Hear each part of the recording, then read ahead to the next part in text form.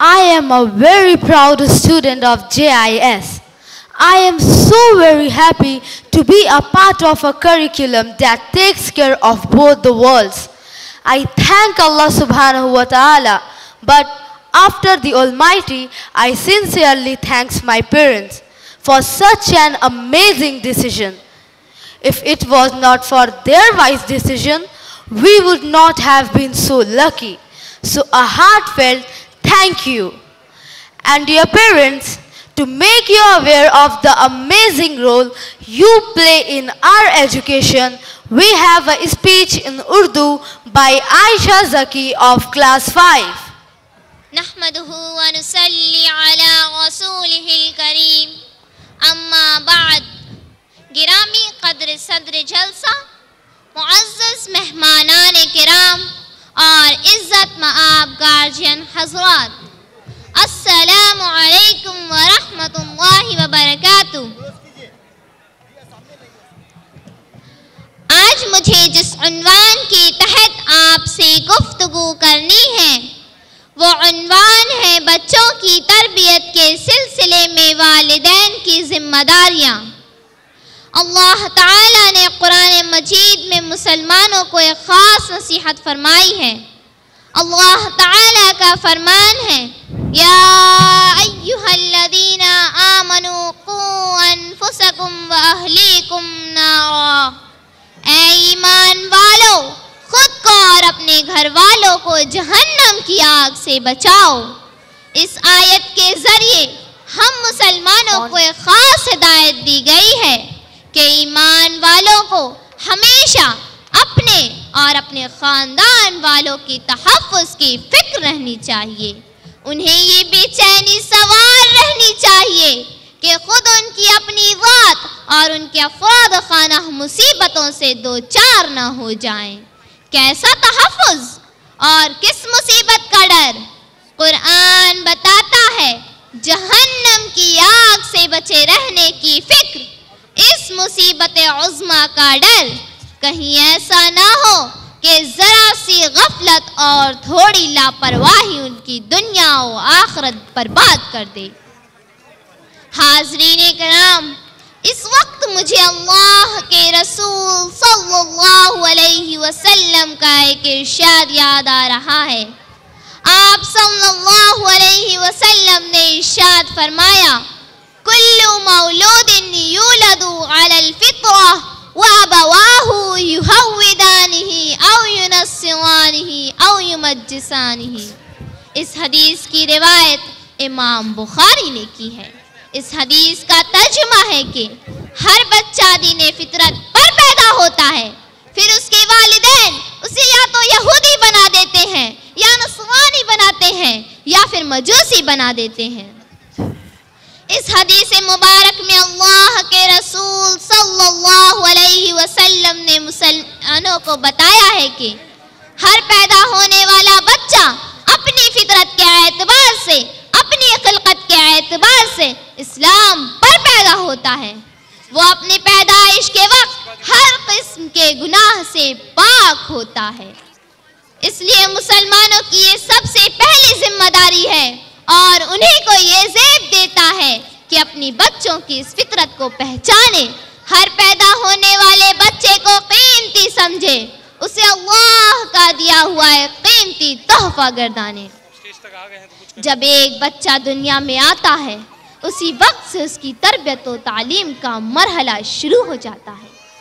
لیکن مسلمانوں کے لیے یاد رکھنے والی بات یہ ہے کہ آنے والے مہمان کی معصومیت، اس کی شرافت اور اس کے مزاج کی حفاظت کا انتظام انہیں کرنا ہے.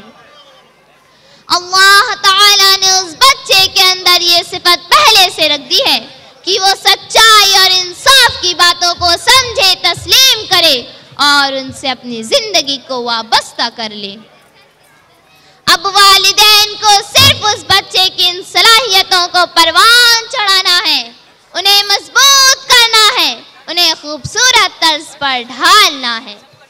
اگر والدین کے اندر اس ذمہ داری کا احساس پیدا ہو جائے، وہ یہ سمجھ لیں کہ ان کی تربیت ان کے بچے کو ایک روشن ستارہ بنا سکتی ہے، اسے دنیا و آخرت میں بہترین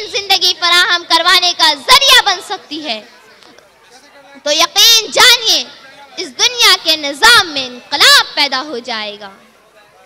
والدین کی اچھی تربیت کسی بچے کو ایک سچا انسان بنا سکتی ہے، اسے قوم اور انسانیت کا لیڈر بنا سکتی ہے۔ ظلم و ناانصافی سے بھری ہوئی اس سلگتی اور جلتی ہوئی دنیا میں امن و سکون کے دیگ جلانے والا مسیحا بنا سکتی ہے۔ انسانیت سے نا امید سسکتی ہوئی جہاں کو امید کی جھلک دکھانے والا غمخوار بنا سکتی ہے۔ زخموں سے چور انسانیت کے جسم پر مرہم رکھنے والا ہمدرد بنا سکتی ہے۔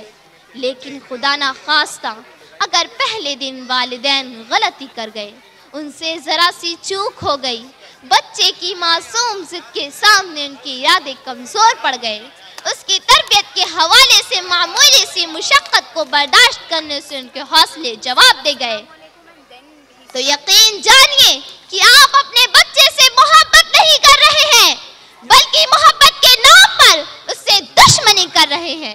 اس کے چہرے پر آپ اپنا پیار نچھاور نہیں کر رہے ہیں، بلکہ اس کے معصوم چہرے پر نفرت و حقارت بھری ایسی نظر ڈال رہے ہیں جس کی کڑواہٹ کا شاید اس وقت آپ کو اندازہ نہیں۔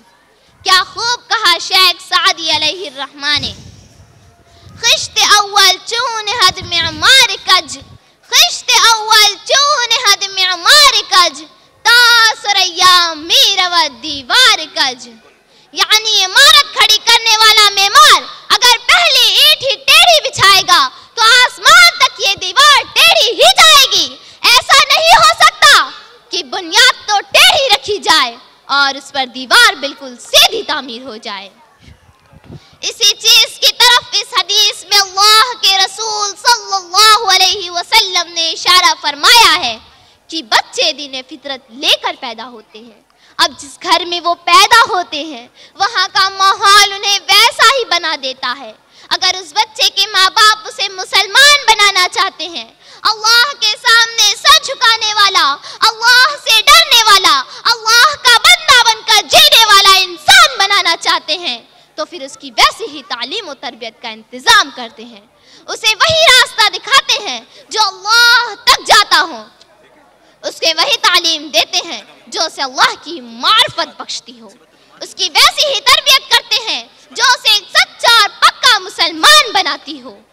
اور اگر والدین اسے صداقت کا، عدالت کا اور شجاعت کا سبق نہیں پڑھاتے تو وہی معصوم بچہ جو بالکل صاف ستھرا ذہن، نیک طبیعت اور شریفانہ مزاج لے کر پیدا ہوتا ہے، انسانیت کا دشمن بن جاتا ہے، انسانیت کے روپ میں وہ حیوانیت کا نمونہ ثابت ہوتا ہے، پھر وہ ایسے ایسے گل کھلاتا ہے جس پر پوری دنیا انگشت بدندہ رہ جاتی ہے اور حیرت کرتی ہے کہ انسان بھی ایسے کام انجام دے سکتا ہے۔